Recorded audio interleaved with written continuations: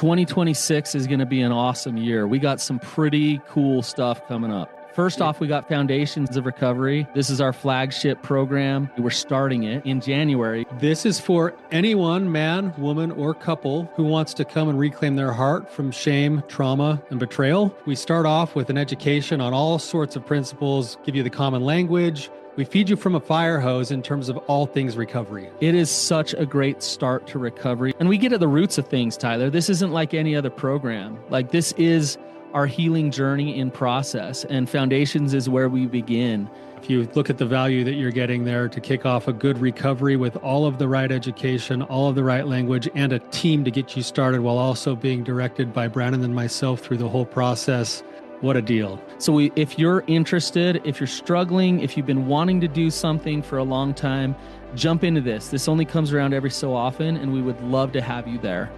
Click the link in the description to sign up for it. And to make it even sweeter, we're also including a raffle for a free pass to the Radiant Dawn retreat. Anyone who signs up for Foundations will be added to the raffle for that free Radiant Dawn pass. If you're a man and you sign up for Foundations, your name still gets entered, and you can give that pass away if you win it to any woman that you want to. So what you're saying, Tyler, is if you sign up and participate in Foundations, you could possibly go to Radiant Dawn for free? That's exactly what I'm saying, which is crazy because Foundations by itself is already an insane value. Man, I sound so salesy. But it actually is awesome. So come to Foundations. And even if you don't come to Foundations, sign up for Radiant Dawn. It's beyond therapy, the best healing experiences that you can have. Click the link below and come join us. Is it okay for a woman to be angry? Welcome to the Therapy Brothers podcast. I'm Brannon. I'm Tyler. We're brothers. We're therapists. And we know recovery. Bring your stories, your questions, your successes with real recovery.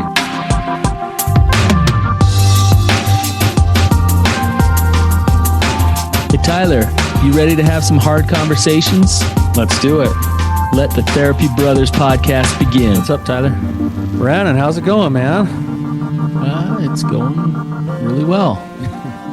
Good. I'm glad to hear it. You seem so calm today. Yeah, I just got up early and hit the gym and was just feeling sluggish. So I don't know why. I'm just getting old. So, I went golfing and I hit a shot. It was like a 50-yard shot. This was a year ago, and I tweaked my wrist, and it still is injured. From a year ago? Yeah. Just from a 50-yard little shot. Like, I don't, You're getting old, man. So I went golfing this weekend, and I can't hit it because every time I hit it, it hurts now. So I'm just shots left and right, and I just want to throw my club across the fairway, Yeah, so, I've seen that happen a time or two, I think. Talk already. About anger. Yeah. I had a little anger as a kid. I think we all did. A bit of a temper, Yeah. Yes, and it would boil over between us sometimes, and that's when it got really crazy. That's when it was three brothers, all with a little bit of a different fuse. That's pretty volatile home life. Yeah, it was fun though. Yeah. So, anyways, that's kind of where I'm at, but just mad that I'm injured. But yeah, bummer, man. It's a Monday. Let's get the week going good. So, cool. Luckily, we have a really good guest to start us off, and we have Laura with us today, and she's I think she's been on twice. Have you been on the podcast twice already? Just once. Just once? Okay. Maybe we've had your husband on a couple times. I can't remember. But Laura is also a therapist, and she has her own personal story of recovery and betrayal and recovery. And she is just a rock star in terms of her passion and her willingness to step into the arena, to understand her own recovery, to self-reflect, but also to help others. So she's full of wisdom. She's full of life experience. She's full of knowledge about all of this stuff. So she's she's an excellent guest on all fronts. So the topic we have today, I think, is something that is really interesting and something that I'm excited to dig in with. So, Laura, welcome to the show. Yeah, thanks for having me. I'm excited to be here. So let's dive in. Let's dig into this. Can women be angry? That's an interesting question. Talk about that, Laura. Why that question? Tell us your story a little bit. Fill us in. Yeah. Um, so I think on a societal level, women aren't really allowed to be angry.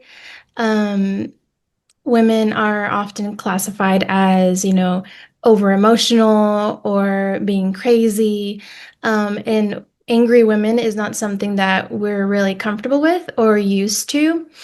Um, And it's funny that you mentioned the other time that I was on the podcast, I was actually at a way different place, and that's fine. That was where I was at in my recovery and healing. But I remember coming on here and asking something like, what if my husband is a Mr. Nice Guy, but what if I'm a Mrs. Mean Girl? I remember. Yeah. And so Uh-huh. I'm not there anymore. I've had my own journey with anger. Um, but the reason why I came with that first time was because um, throughout my life, I've been called an angry person. I grew up in a very angry household with my dad. Um, he's just an angry man constantly and overly critical and all of these things. And so I grew up a very angry person. I got called all these things. At one point, somebody even told me that anger was my addiction. And then healing after betrayal, I kind of took that on and um, I kind of blamed myself in those ways for being angry or overly angry. And that's what the narrative I had when I came here that first time. And so yeah, I was trying to work on the behaviors on being less angry without really digging into what was going on. Um, But at one point, I had a really transformative experience with anger, kind of like an IFS experience just on my own. So basically, whenever I found out about my husband's betrayal, I kept two journals. One journal, I would write everything that I was actually feeling, all my anger, my sadness, my rage. And then my other journal, I would write to him as my best friend because I missed him because we were separated at the time. And so later on in recovery, I wanted him to read that just to kind of understand what I was going through. And he was okay in his recovery to be able to handle that. Um, so I let him read the really vulnerable journal, or I was going to let him read the really vulnerable journal. And the first pages of my journal were just anger, like rage, like the nastiest things that I could have come up with were in those first couple of pages. And after that entry was a really vulnerable entry. Like I miss you, we can make this work type of thing. Um, and so as I was letting him read that, I let him read the first entry and I was comfortable with that. Um, because that was the angry me. And then the second entry was more vulnerable. And so in that moment, I realized, like, wow, anger has been protecting me this whole time. Like, it was protecting me then, and it's even protecting me now as I reveal this vulnerable part of me because it's coming up first. Like, it comes up first. That's the very first thing that comes. And so I had this really profound experience with that. It's just seeing, like, my anger as, like, this beautiful part of me that is just protecting me. Like, she's been there all along. Mhm. She's, gets a little crazy sometimes, but and because this anger loves me, she comes and defends me. And I realized that that was a pattern in my whole life of like me feeling very unsafe and anger coming up first to defend me, to be there for me. And so that just really sat with me really deeply. And after that, I've just witnessed my anger so differently. I understand it now, and I love that part of me because I think it's also the part of me that's passionate and part of me that gets me to act and do things. But because I understand it now, I don't unleash it. I just um yeah, I've transformed it and I've harnessed it, I guess.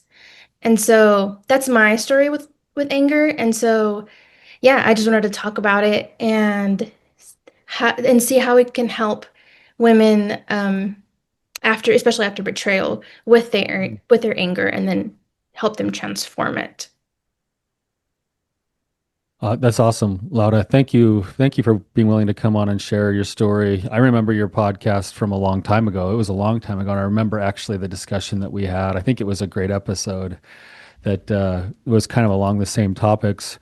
I'm wondering, just to kind of clarify what you're saying, that you've always kind of felt stigmatized by the fact that you had this anger that would manifest itself in all of these different ways.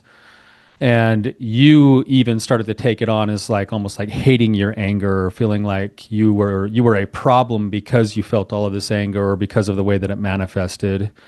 And then it was only after you started to dive into understanding, validating, coming to know that anger, realizing that that anger was connected to a lot of other things in your life that really mattered, that were really important to you.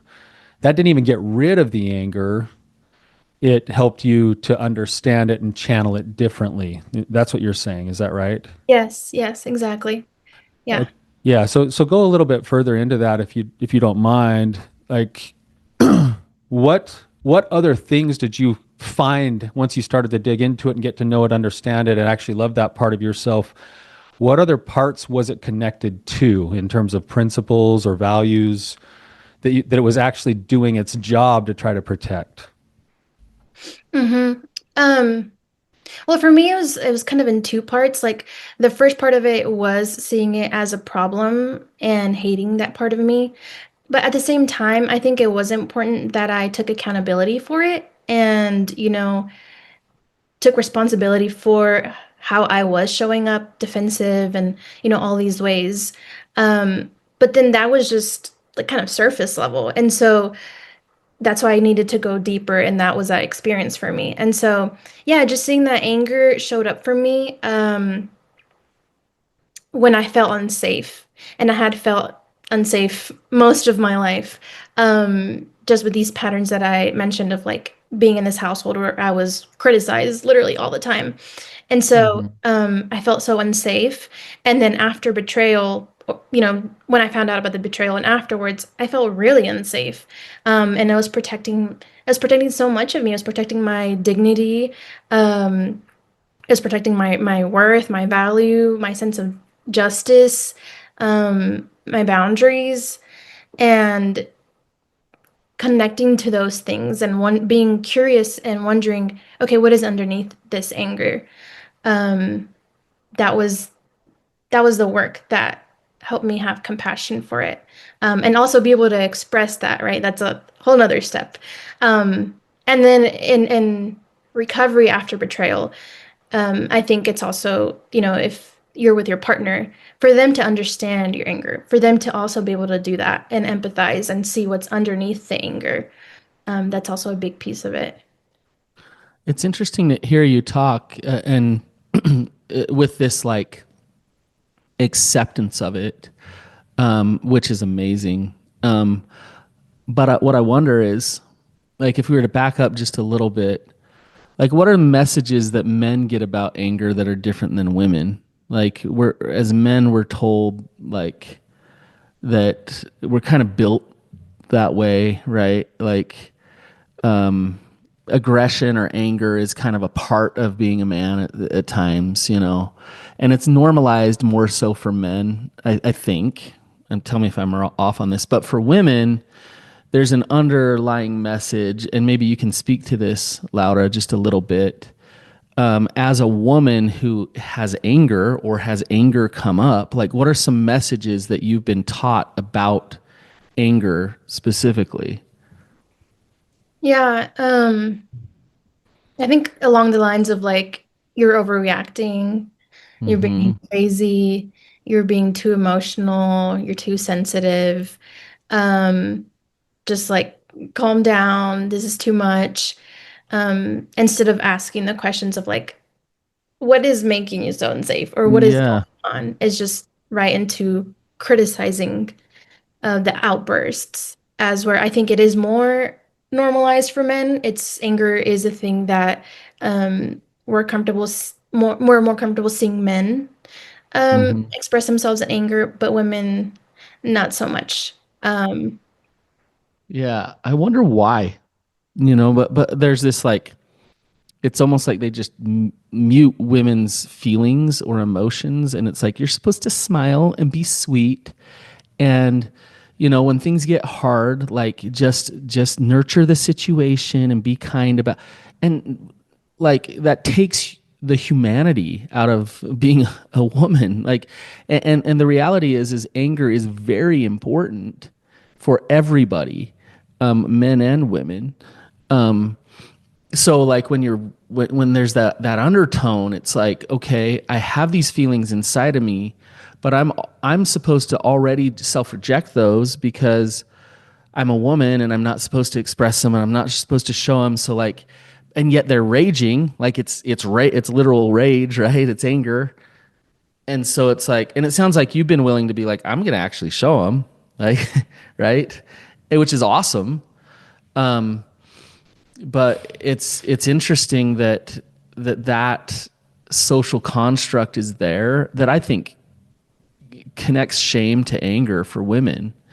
Of, I'm angry and I shouldn't be, Mhm. and therefore I'm bad if I'm angry. And I think it's important to call that out. And you're a great example, Laura. Instead of going the other direction of like, okay, I'll learn how to never be angry and smile and pretend like that's not in me. You've gone the other direction of like, no, I'm going to go like get to know this thing and like love her and see her and use her effectively in my life, right? So, Mhm. Yeah, because I work with clients who have been betrayed, and I feel that anger within them, and they have it.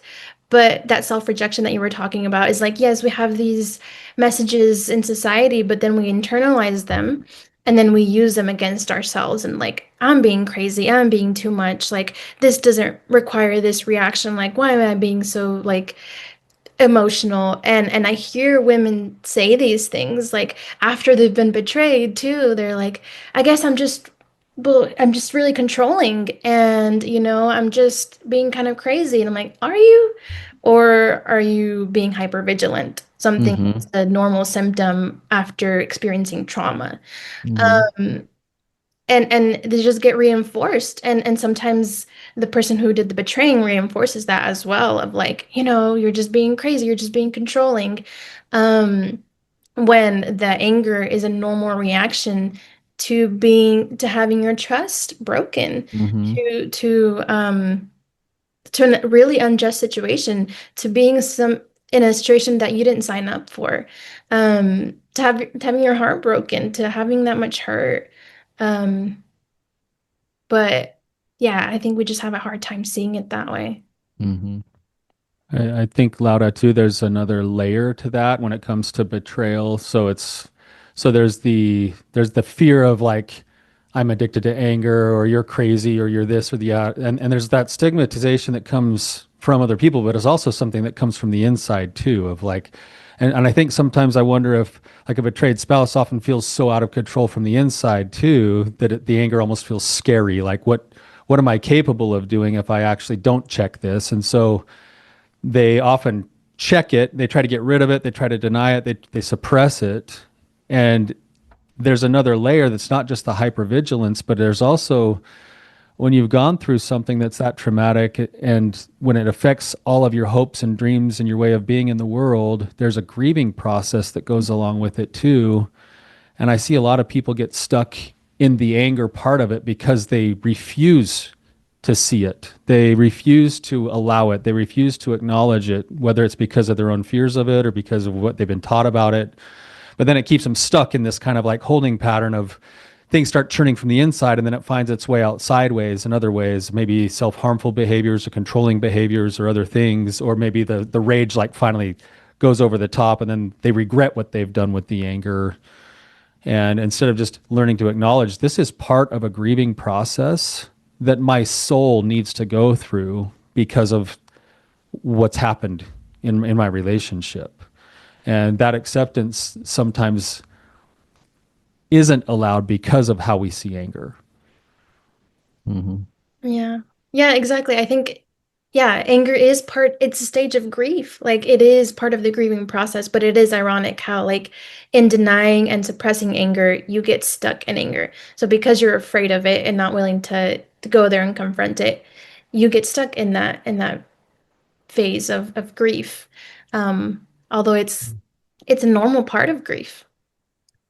Not only is it normal, it's actually very important um, to for that protection. You know, it's interesting when you throw out to people like like give me an example of a good emotion, and they'll say happy, and give me an example of a bad emotion, and oftentimes the answer to that is anger. And the truth is emotions aren't good or bad; they just are. And but like anger has a function. There's a purpose to anger that's very important. And especially when we're talking about betrayal, like it's very important for protection. And I like what Tyler just said of like it's kind of tricky because if you don't want to feel anger, you need to allow yourself to feel anger, And then right? you have to learn to trust yourself to not act in the anger in ways that's against your value. Right. So you kind of harness that anger effectively. And that Laura, your story about journaling and like figuring it out, like that's what you've sound like mastered. Like you've gotten really good at that. Because the truth is anger can lead to destruction. Like it can lead to things that you don't want to do or consequences that you don't want. That's true, right? But if you can harness it and allow yourself to feel it, then it's a part of the grieving process and it protects you. But if you don't allow yourself to feel it and you just smile, then you could get hurt. Like that you're not allowing that protection to happen. So it's very important, especially with betrayal. Could I ask you something, Laura, kind of back to your story? Just a little bit here. You said you kept that journal. You kept both journals. It's like you had the real one, and then you had like the curated one that you were going to give, like, hey, these are still my feelings towards my best friend. So you're kind of trying to cultivate all of it. And then you said that you wanted him to read all of it. And I think I can't remember the exact language that you used, but it had something to do with being able to express your feelings, to be seen or to be witnessed, or it was something along those lines. Is that right? Yes. Like for him to be able to hear it and understand what your process was, Yeah. that was meaningful to you. Can you speak a little bit more to that process in terms of like why it was so important for your anger to be seen, maybe not just by you, but by your partner as you guys were healing? I think um because it spoke to the pain. It was so big, and he felt it in the beginning, like the bigness of it and the intensity of it. Because that was what came first for me for a long time. But at that point, um we were in a different place, but I still wanted him to know how hurt I was through my anger. Um, how disappointed I was, how let down I was, how heartbroken I was in those moments, especially because in those moments I felt so alone. Um, and that's part of the trauma, right? Like your world collapses and then you feel alone, especially when you're betrayed by the person who you trusted. It's such a complicated grief because the person who you trusted is the person who hurt you. And so it's a different kind of aloneness that you feel, like nowhere to go, nowhere to call home. Um, and so, yeah, I don't think he was ready to actually take those things in for a while until that point. Um, because before he would get defensive or he would shame spiral. Um, that was a big thing that he worked through. And so at that moment, I knew that I could share it safely. Um, well, I wasn't feeling that intensely, but that was still me. Like, past me was still me. Like, I still wanted to honor that part of myself. Um, but he got into a point where he could look underneath that anger and be like, wow, you were so hurt. Like, this was such a hard time for you. This was heartbreaking. Like, this is what you were feeling. And he was able to do that. And because of that, um, I was able to turn the page to the next section, which was like the more vulnerable part. Mm-hmm. Like, I miss you and we can work, um, on things and things like that. But yeah, it was really important for him to see that anger and to stand like strong and wanting to uncover what's under it instead of like shame spiraling. Yeah. I like what you said there because that's been my experience. I don't know, Brannon, your take is on this or not, but it's been my experience that it doesn't always happen, and healing can and has to happen sometimes without a partner acknowledging that pain. But it seems to be the case for a betrayed spouse, especially even more so for a lot of the women that I work with, that the witness of that pain does really help in turning the page.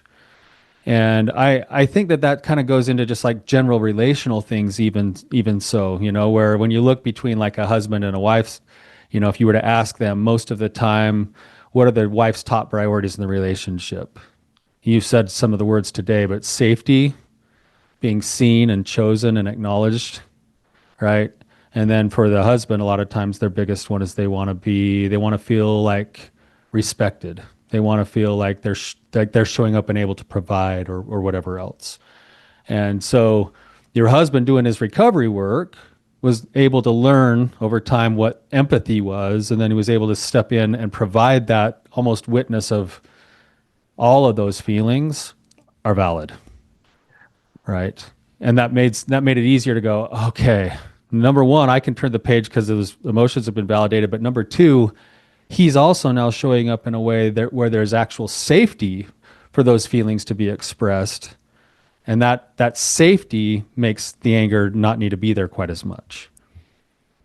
It's interesting, like, and I don't want to go off on this topic too far, but I just feel like we get relationships wrong so much. It's like relationships are about like we think it's about agreeing. We think it's about like, okay, yeah, you see me because you agree with me. And the reality is as humans, we have things that happen to us. We have triggers that come. And what we really need is to sit in them and process them. And when we sit in them and process them, and just hold space there, that's where we can really create connection with each other. And so, like, it's interesting with anger. If you think about anger, anger is a secondary emotion. It is a protection mechanism. But the emotion underneath is usually fear of abandonment, fear of rejection, fear of getting hurt. And what you just said, Laura, is interesting, is when he was able to sit in that anger with you, allow you to process it, you were able to let go and find some relief from that anger and then open up about the real emotions that were there and sit and hand those over to him and talk about them and feel them, which creates like intimacy. It creates connection. So yeah, it's interesting with relationship. Like anger's interesting because a lot of times it does disconnect. A lot of times it pushes away, disconnects, and what we need with relationship is space and time. And then we can come back and say, I I'm angry. This is what I'm feeling. This is what I need. Help me understand what I need. I'm trying to figure that out versus like, I want to punch you in the face, right? Or yell at you or whatever. And so it's important to acknowledge within yourself, I'm angry, but then get clear with what do I need to process here? Like, what is my truth here before I just react to this feeling, right? So I don't know Yeah. what you guys think about that, but I think that's true, but I also think it, at least for me, it took a while to get there. Like at first it was very raw and it was very like, I want to punch you in the face. Like um and it was just so hard. Like it was so hard to get to a point where like I was curious about it. And that's why I think like as women, like we need to believe ourselves. Because like when you were talking about triggers, I was thinking triggers were the way through for me. Like triggers were how I found healing, even though I hated them. But as they came up, once I started thinking of them as like, oh, this is a sign that there's still some pain here. But first I had to believe them. Like first I had to stop calling myself crazy and you're overreacting or this has nothing to do with that. Like it's fine now. He's not doing that thing anymore, blah, blah, blah. First I had to believe myself and be like, oh, like this is coming up for me for a reason. And mhm. and then express it. And then for him to do his work and be able to meet me there, like that took a while. But then again, like that was the way through. I'm having a thought too with what you're saying, and Brandon, what your question was. We've said this on the show several times, but if you're viewing your partner that everything your partner does is either an act of love or a cry for help, then the response of whatever's showing up, whether that's sadness and devastation or anger and frustration, if it gets viewed through that lens by both partners, then the discussion can turn to more of, hey, I'm seeing a cry for help, or what, I'm really frustrated right now because I'm not being seen.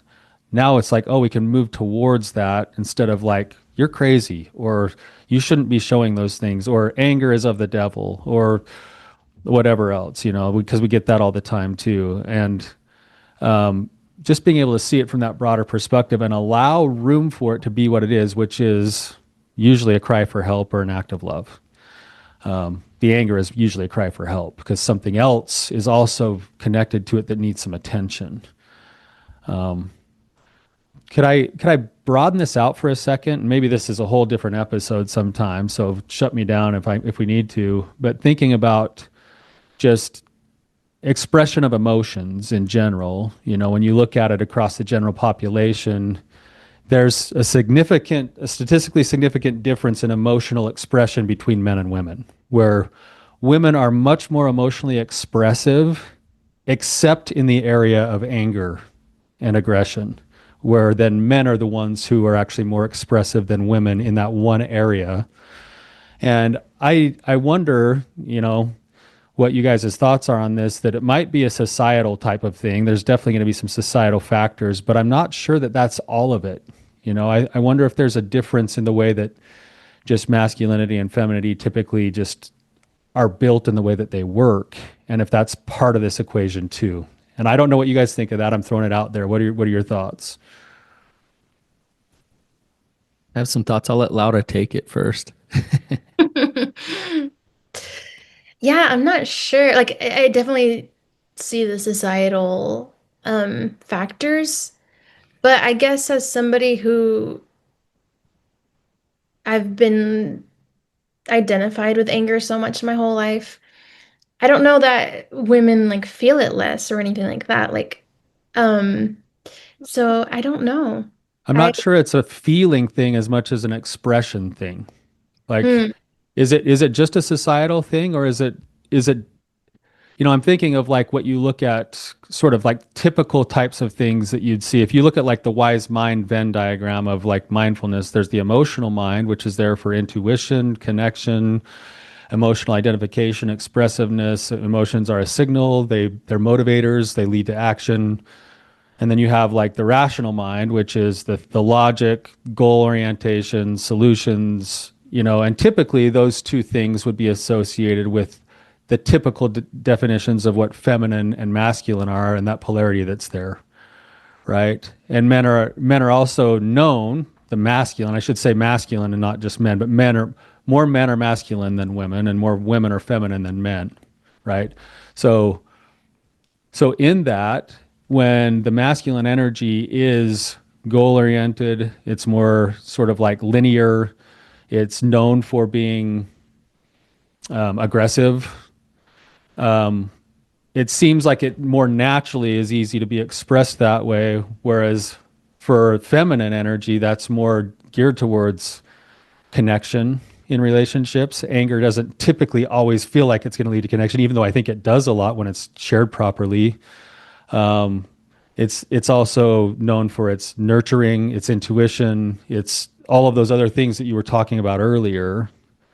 And it seems like it doesn't lend itself as easily, even though you feel those emotions. I think I'm leaning toward it's societal and like, and I know, and here my anecdotal evidence is that I have two boys and two girls, and raising two boys and two girls. My girls have as much anger and aggression as my boys, and it expresses differently. But I think my boys are given a bit more permission, um, you know, to fist fight, for example, to like it's like in our culture, but I don't think that they have any less anger. The girls have any less anger than the boys. And the way that we're given permission to manifest that is different, I think, in society. So, and I'm Mr. Masculinity and Femininity. I'm like all about the masculine and the feminine are different and blah blah blah. But I think when it comes to an emotion, when it comes to sadness, anger, grief, we as humans across the board feel these things and express them in certain ways. And I wonder within different even cultures, it comes down to what can women do with anger or what can men do with anger. I'm sure that's different too. So I think it's pretty societal, in my opinion. And I think the relationship between men and women matters a lot too. Because Tyler, when you were speaking, and maybe this is a question for you, of like you were saying, women kind of need to feel safe and connected and those things, but men, it's really important to feel respected. And so I think people don't equate respect with anger. Like if somebody is angry at me, maybe I don't feel so respected by them. And so I'm wondering like that role in that relationship too. And especially after betrayal, like is that part of the reason why an angry woman is so difficult, because the man feels disrespected, even Mm. though he is the one in this typical scenario, right? He might be the one that did the betrayal in the first place. That's a huge disrespect. But like the anger, the reaction feels disrespectful. And I don't know, like I wonder like what the interplay is with that, and like if there needs to be kind of a pause in order to provide safety, or just like a different type of understanding. I don't know. I don't know if that is even a question that makes sense, but I was just wondering about that when you said that. That's a great thought. I mean, I don't have all of those answers. I have my own thoughts on it. Just with that question, maybe there is something to that with what you're saying. I also think for a lot of the couples that we work with, when a man is the one who's done the betraying and his wife is mad at him, a lot of times part of the problem is that the thing that got him into the trouble in the first place was the lack of his ability to hold his form under pressure and keep his values under pressure. And then his wife, who now is theoretically the most important person in the world in terms of what they think of him. In fact, in a lot of ways, he's trying to extract his value from his wife in the first place. And when he doesn't feel like he's getting told that he's enough or that he measures up or whatever, even though she doesn't have the answer for him, now when she comes back with disgust and disdain, it's not just a disrespect thing, it's also another answer to the question that he's been trying to extract from her, which is that you're enough. Now he's hearing, you're not enough, you'll never be enough. Her anger triggers his shame. Yeah, it Yeah. hits the shame, which then shame robs anybody of being able to show empathy. Yeah, but this is why betrayal recovery is so freaking difficult, because the reality is her anger is valid and needs to be there and protects That's her. right. And I love the story you told earlier about Victor having the strength to sit there with you in it, because like that's ultimately what heals a relationship after betrayal. I was talking last week to a person who recently got betrayed, and he said, this is really hard because I have all this anger, and the very person that I want to process it with is the very person that like laid all these triggers in my lap. Like I want to I want to connect to this person that I love to process these things, and yet I just am so angry at them. So it's this really difficult thing. But that person who is betrayed, if they're work in recovery, like really truly work in recovery, they can be one of the best supports for that anger for their partner who is going through betrayal trauma. Um, so Which Brannon go along with that when you look at rebuilding trust inside of a relationship for both men and women, part of the trust equation is shame resiliency on both sides. yeah, And what Laura's story was a beautiful kind of illustration of her own shame resilience when she started to look into her anger and learned to came to accept that part, even love that part, even be grateful for the parts of it that actually what it was trying to do for her, rather than get buried by the shame of like, you're crazy, you're addicted to anger, you're this, you're that. Like when she was finally able to let go of all of that judgment and meet that anger with compassion and understanding and curiosity, which is shame resiliency, she was then able to go and express that in ways with her husband, where while he was working on his shame resiliency, he was able to lean in and go, oh, and without both sides of that shame resiliency, there's never that ability to have that interplay with one another. well, and also I think that it's important that your partner is not the place where you really do just process your anger just there. Like that you within yourself. I loved, Laura, your story about journaling. Like that's a great example of you taking the reins for your anger and figuring out how to process it, do something healthy with it. Um, that's important. So, in fact, I call it stepping into the box of like you become aware of your anger. You know that part now, Laura, right? Like, Mm-hmm. and when she comes up, you recognize what she looks like, what she feels like, how she like what thoughts come, like all the things. Like, oh, hi, anger part. There you are. But then there's a next step of like, okay, what do I do to like allow this and feel it rather than just stuff it, right? And I call it stepping into the box, stepping into your anger box. Journaling's a great way. Playlists are a great way. Like certain music can help you process anger. Calling somebody who will hold space and allow you to vent, but also just hold that space and not amp up your anger and feed a victim story. So calling somebody, journaling, and then with anger, this is an interesting one. Actually getting aggressive can be helpful. So like for example, I'll take my daughter to the glass recycling place and we'll throw glass in the bin, and it feels so good. Like she loves it, because we just like have fun just breaking this glass. But it's channeled into that bin where we're throwing the glass. Fire, like burn things in the fire if you need to. But you can do something to process this somatically, physically, like just like step into that.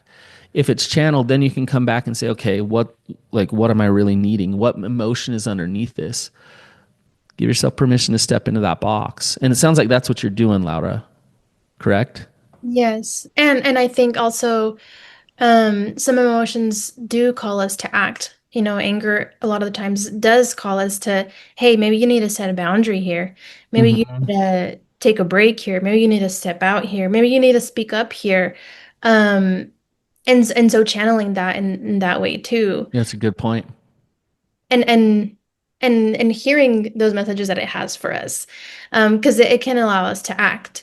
Um, I mean, I don't think I would be here talking about anger if my anger at people not letting women be angry was made me so angry. Like, and that caused me to act and want to talk about it. And I so, love that example.